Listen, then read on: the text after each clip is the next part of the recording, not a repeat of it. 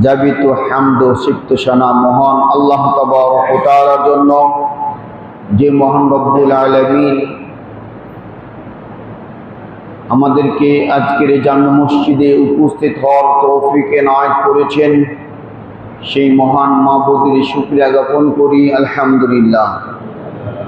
অতঃপর দুরূদ ও সালাম বর্ষিত হোক আখির নবী জনাব মুহাম্মদ রাসূলুল্লাহ সাল্লাল্লাহু আলাইহি সাল্লামের প্রতি। আল্লাহুম্মা সাল্লি আলাইহি আল্লাহুম্মা বারিক আলাইহি। খুতবার আলোচ্য বিষয় হচ্ছে মানুষকে সহযোগিতা করা। আল্লাহ তাবারক ওয়া তাআলা এই পৃথিবীতে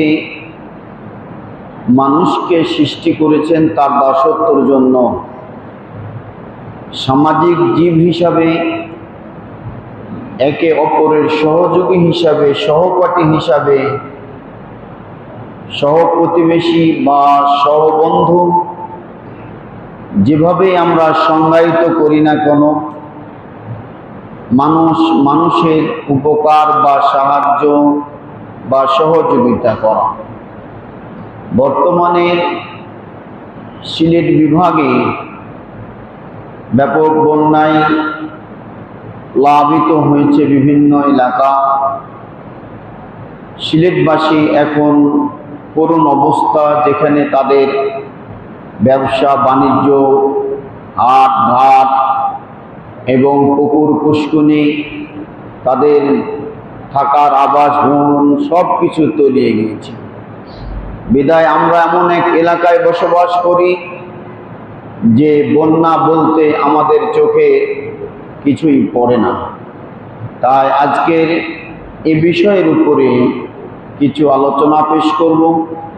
পাশাপাশি ইসলামী ফাউন্ডেশনের একটি দিক নির্দেশনা আছে, মাদক এবং সন্ত্রাস সম্পর্কে কিছু আলোচনা। তৌফিক ওমা তৌফিক ইল্লা বিল্লাহ। আল্লাহ তাবারক ওয়া তাআলা কুরআনুল কারীমে বলেন, তাআউনু আলাল বিররি ওয়াত তাকওয়া ওয়া লা তাআউনু আলাল ইসমি ওয়াল উদওয়ান। তোমরা পরস্পরকে সহযোগিতা করো কল্যাণ কাজের জন্য, আল্লাহ ভিত্তিক কাজের জন্য। এই দুই অংশ থেকে বোঝা যায় বীর এবং তাকওয়া। বীর বলতে হলো খায়র, অর্থাৎ ভালো কাজ যেগুলি, সেগুলিকে বোঝানো হয়ে থাকে। তাকওয়া বলতে যে সমস্ত পাপ পঙ্কিলতা, যাবিত অবৈধ থেকে বেঁচে থেকে আল্লাহ এবং তার রাসূলের আনুগত্যের মাধ্যমে সিরাতাল মুস্তাকিমের উপরে প্রচালিত করা জীবনকেই বলা হয় তাকওয়া। আল্লাহ তাবারক ওয়া তাআলা পরের অংশে বলেন, ওয়ালা তাআনু আলাল ইসমি ওয়াল উদওয়ান। আর তোমরা পরস্পরকে পাপের কাজে, সীমা লঙ্ঘনের কাজে সহযোগিতা করো না। অতএব এই দুই অংশ থেকে আরো স্পষ্ট হয় এই যে মানুষকে ভালো কাজে সহযোগিতা করবে।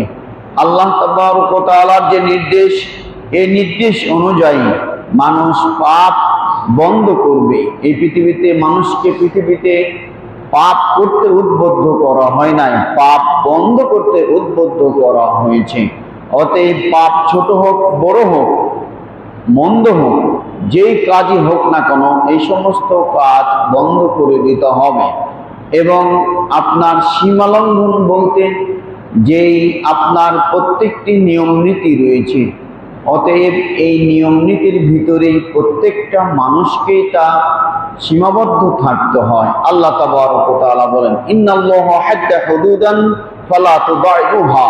নিশ্চয় আল্লাহ তাবারক ওয়া তাআলা সীমারেখা নির্ধারণ করে দিয়েছেন, অতএব তোমরা এই সীমা অতিক্রম করো না।